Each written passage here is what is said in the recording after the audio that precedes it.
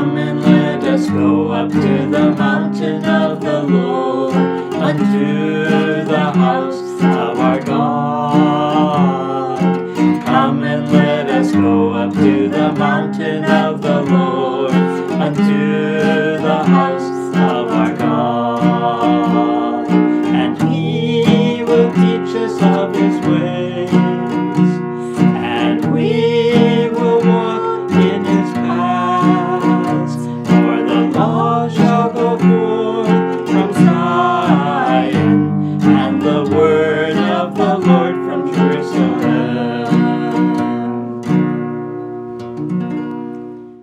Hello, I am Betty. Halo, saya Betty. Today we are going to study the path of life. Hari ini kita akan berbicara mengenai jalan kehidupan. We have been studying the paths of God. Kita sudah belajar mengenai jalan Kristus. The first one was God's word being a lamp to our feet and a light to our path. Pertama-tama adalah firman Tuhan, yaitu sebagai pelita bagi kaki kita dan terang bagi jalan kita. The second one was the path of the just. Yang kedua adalah jalan orang-orang benar atau jalan kebenaran. Which is like a shining light. Dia seperti cahaya yang bersinar. And today we're studying the path of life. Dan hari ini kita akan belajar mengenai jalan kehidupan. So our scripture is Psalm 16 verse 11. Kita akan membaca di dalam firman Tuhan, kitab Mazmur 16 ayat 11. Saya bacakan. Engkau memberitahukan kepadaku jalan kehidupan, di hadapanmu ada sukacita berlimpah-limpah, di tangan kananmu ada nikmat senantiasa. We'll review the definition of the word path. Kita akan sedikit membahas mengenai jalan, apa itu definisi dari jalan.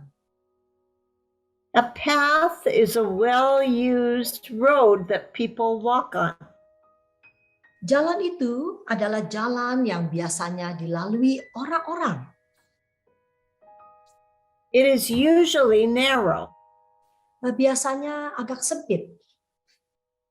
And I know you have many paths there in Indonesia.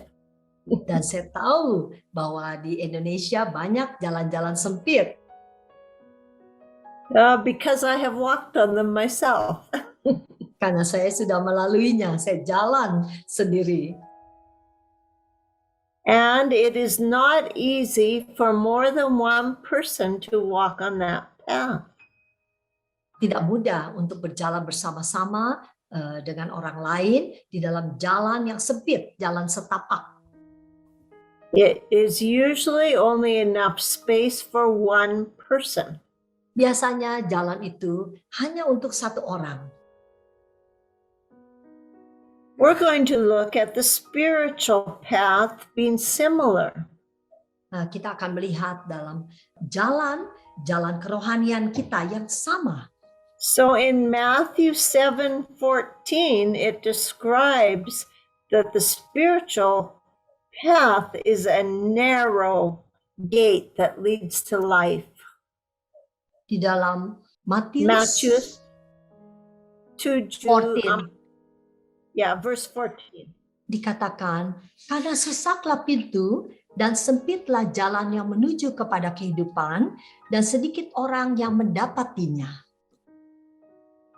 That's right. Just a few people find it because it's not easy to travel on.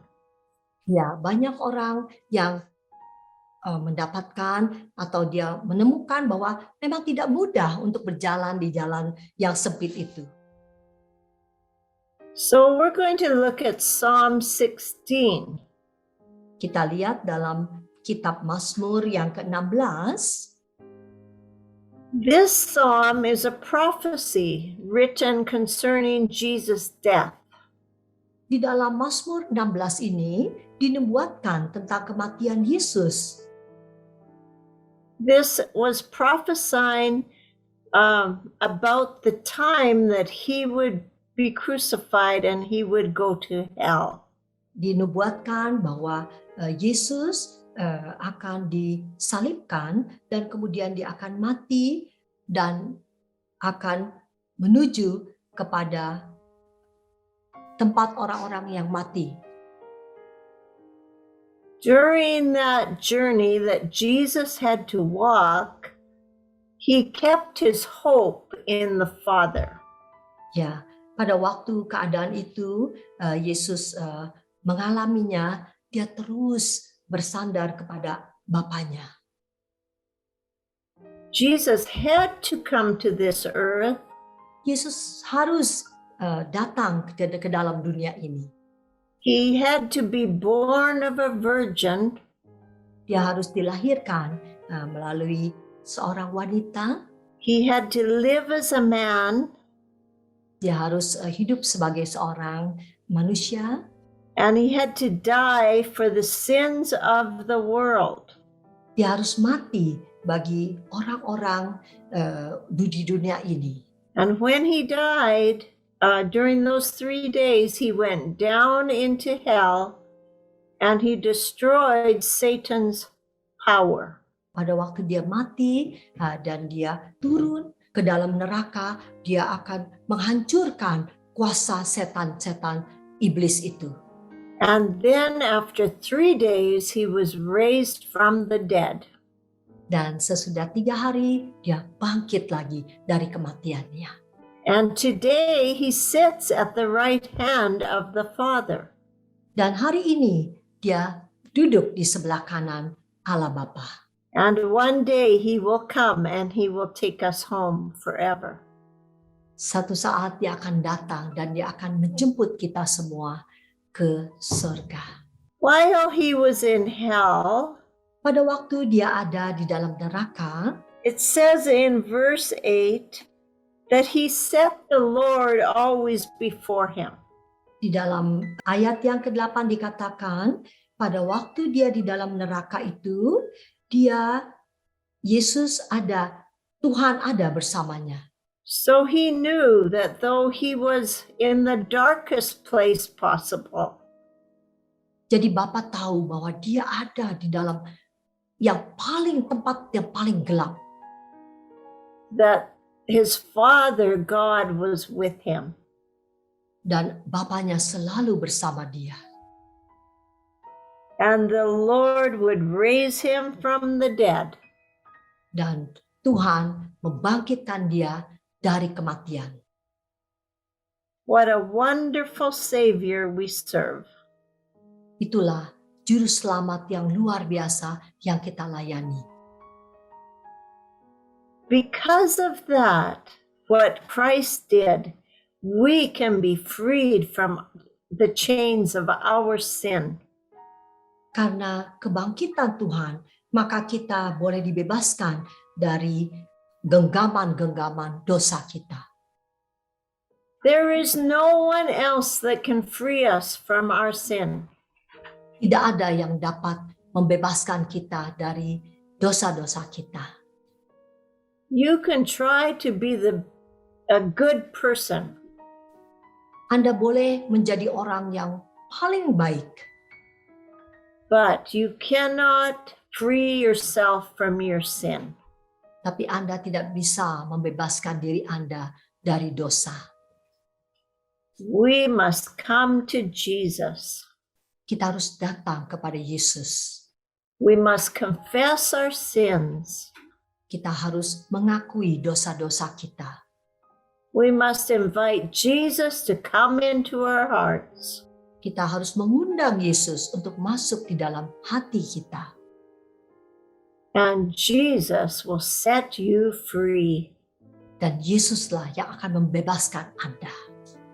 And you will have joy like you have never had before. Dan ada sukacita yang penuh yang tidak pernah Anda dapatkan.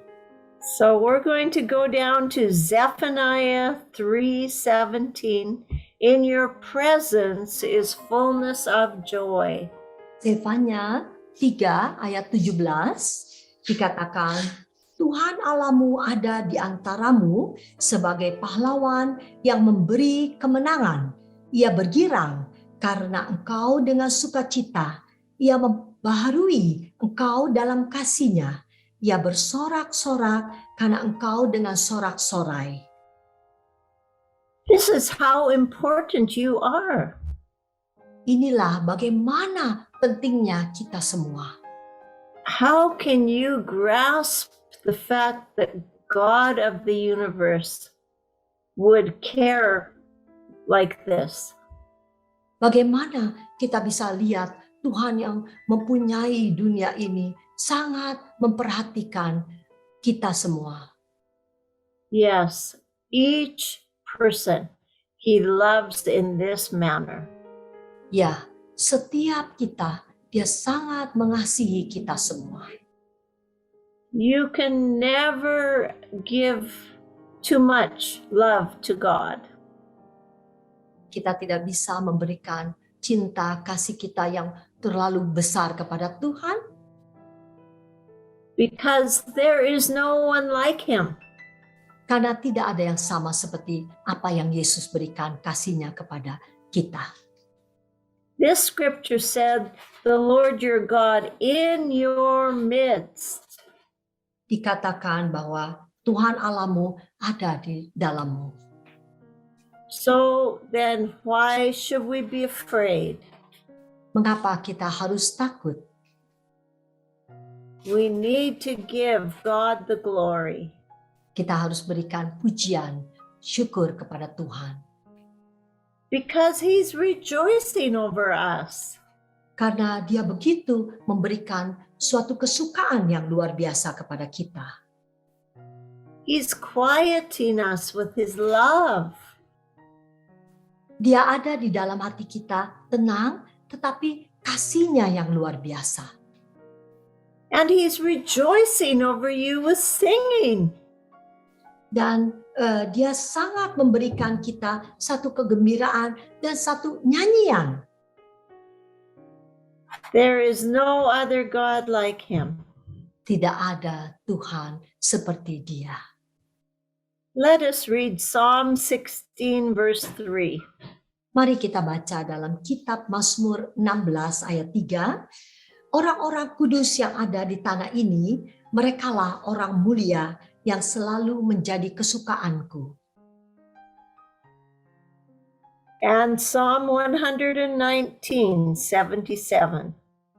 Juga di dalam Mazmur 119 ayat 77 dikatakan, biarlah rahmat-Mu sampai kepadaku supaya aku hidup, sebab Taurat-Mu adalah kegemaranku. And Psalm 69, Juga di dalam kitab Mazmur 16 ayat 9, sebab itu hatiku bersukacita dan jiwaku bersorak-sorak, bahkan tubuhku akan diam dengan tentram. yes. So that is why we need to enter the joy of the Lord on a daily basis. Itulah sebabnya kita harus terus di dalam hadirat-Nya setiap hari. Let us be filled with His Spirit. Kita merasakan kasih dan kuasa-Nya. And not too focused on the things of this earth. Dan tidak kita memperhatikan hal-hal yang ada di bumi ini. Because it says, my flesh will rest in hope. Karena dikatakan bahwa kita, tubuh kita akan tenang beristirahat di dalamnya. That's what we have to do. We have to be still and put our hope in the Lord. Itulah yang kita harus lakukan. Kita terus berharap dan berikan semua harapan taruh kepada Dia. Psalm 118 verse 17. Di dalam kitab Mazmur 118 ayat 17 dikatakan, aku tidak akan mati, tetapi hidup, dan aku akan menceritakan perbuatan-perbuatan Tuhan. So set your heart to live and declare the works of God. Kita harus yakinkan, kita hidup, dan kita menyebarkan terus perbuatan-perbuatan Tuhan. Satan wants to come and kill us. Tapi iblis itu datang dan ingin membunuh, menghancurkan kita. So it says, I shall not die. Itulah sebabnya dikatakan, aku tidak akan mati. That's right. And we have to make up our mind who we're going to listen to. Dan kita harus memutuskan kepada siapa kita mau mendengar. In verse 21, it says, I will praise you. Di dalam ayatnya yang ke-21, Mazmur 118 dikatakan, aku akan bersyukur kepadamu. For you have answered me. Karena engkau telah menjawab aku. And have become my salvation. Dan engkaulah telah menjadi keselamatanku. So when God does things for you, be sure to speak it, to share it with others. Yakinkan pada Tuhan, apabila Tuhan ada padamu, berbicara kepadamu, kita boleh bagikan kepada orang-orang lainnya. Amen. And Amen. verse 22, the stone which the builders rejected has become the chief cornerstone.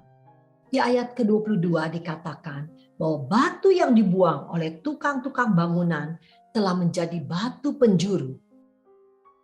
And we know that was Jesus. Dan kita tahu itulah Yesus. Jesus is the chief cornerstone. Yesus adalah batu penjuru kita. That's why he had to come to the earth and give his life so he could be the main cornerstone of God's church in the earth. Itulah sebabnya dia datang ke dalam dunia ini, karena dia harus memberikan hidupnya untuk kita dan menjadi batu penjuru di dalam dunia ini. So the temple where God dwells is not in buildings of stone, but it's in our hearts. Jadi rumah Tuhan itu bukan di dalam satu bangunan atau di gereja dan sebagainya, tapi ada di dalam hati kita. And Peter tells us that each of us are lively stones. Dan Petrus mengatakan bahwa kita adalah batu yang hidup. So verse 24 says, this is the day that the Lord has made. We will rejoice and be glad in it. Di dalam ayat yang ke-24 dikatakan, inilah hari yang dijadikan Tuhan. Mari kita bersorak-sorai dan bersukacita karenanya. John 3:16 is the story of what Jesus has done. Ini ayat yang sungguh luar biasa di dalam Yohanes 3 ayat 16 dikatakan, karena begitu besar kasih Allah akan dunia ini, sehingga ia telah mengaruniakan anaknya yang tunggal, supaya setiap orang yang percaya kepadanya tidak binasa, melainkan beroleh hidup yang kekal. So that is why you have to come to Jesus to be saved. Itulah sebabnya mengapa engkau harus datang kepada Yesus supaya bisa diselamatkan. And receive eternal life. Dan menerima kehidupan yang kekal. Okay, so the third part, Psalm 16, verse 11, is at your right hand are pleasures forevermore. Tadi sudah dikatakan dalam Mazmur 16 ayat yang ke-11 dikatakan bahwa untuk dikatakan bahwa ada harapan bagi orang-orang kudus yang setia, mereka akan mendapatkan hidup kekal. Amen. So the right hand speaks of authority and power. Tangan kanan itu menyatakan bahwa adanya satu kekuasaan. When you study the scripture, Pada waktu kita belajar firman Tuhan, always take note of that phrase, God's right hand. selalu kita harus memperhatikan bagaimana itu tangan kanan Tuhan. It's a very important truth for us. Itu adalah yang paling penting, kebenaran untuk kita. Psalm 16 verse 8, Di dalam kitab Mazmur 16 ayat 8, aku senantiasa memandang kepada Tuhan, karena ia berdiri di sebelah kananku, aku tidak goyah. and go ahead, Psalm 118 verse 16. Tangan kanan Tuhan berkuasa meninggikan, tangan kanan Tuhan melakukan keperkasaan. So this world is filled with gods. Di dunia ini dipenuhi oleh Tuhan. It's filled with gods of this world. Tuhan yang mengisi semua di dalam dunia ini. But also in the world, there are other gods that are not the true God. Tapi di dalam dunia ini juga ada yang lainnya, Tuhan lainnya, yang bukan Tuhan. So verse 16 says, the Lord is exalted. Di ayat yang ke-16 dikatakan bahwa Tuhan itu melakukan, Tuhan berkuasa meninggikan. So our Lord is lifted up above the gods of this world. Tuhan kita, dia di atas segalanya, meninggikan dan melakukan segala keperkasaan. And when we have needs, the right hand of the Lord, it says, does valiantly. Pada waktu kita sangat membutuhkan tangan Tuhan, kita katakan tangan Tuhan melakukan keperkasaannya. So we do not have to be afraid as we live in this world. Jadi kita jangan perlu khawatir hidup di dalam dunia ini. Because we have the King of the universe with us. Karena kita mempunyai raja dari segala raja yang menciptakan bumi ini bersama kita.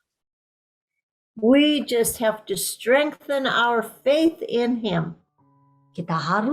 Yang kita harus lakukan adalah kita meneguhkan iman kita kepadanya. So we're going to read Colossians 3 verse 2. Di dalam Kolose 3 ayat 2 dikatakan, pikirkanlah perkara yang di atas, bukan yang di bumi. Verse 3.